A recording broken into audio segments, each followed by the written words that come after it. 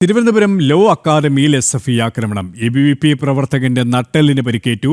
ആഴ്ചകൾക്ക് മുമ്പ് ABVP സംസ്ഥാന സെക്രട്ടറി ഈശ്വരപ്രസാദിനെ മർദ്ദനമേറ്റതിന് പിന്നാലെയാണ് സംഘർഷം. വിവരങ്ങളുമായി അഖിൽ പാലോട്ടമടം ചേരുകയാണ്. അഖിൽ, ABVP പ്രവർത്തകനെ പരിക്കേറ്റിരിക്കാൻ എപ്പോഴായിരുന്നു ഒരു SFI അതിക്രമം?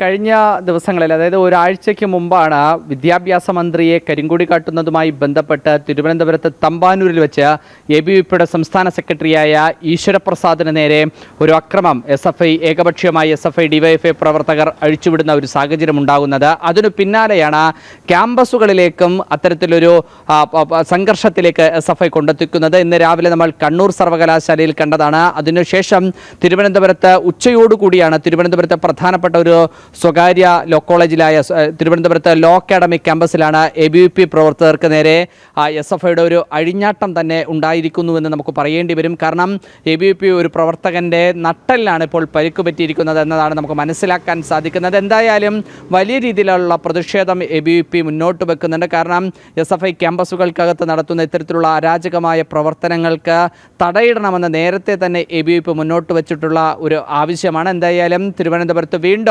SFI പ്രവർത്തകരുടെ ഒരു ഗുണ്ട ആക്രമണം തന്നെ ഉണ്ടായിരിക്കുകയാണ്. KP അഖിൽ പാലോട്ടമുടമാണ് വിശദാംശങ്ങൾ നൽകിയത്.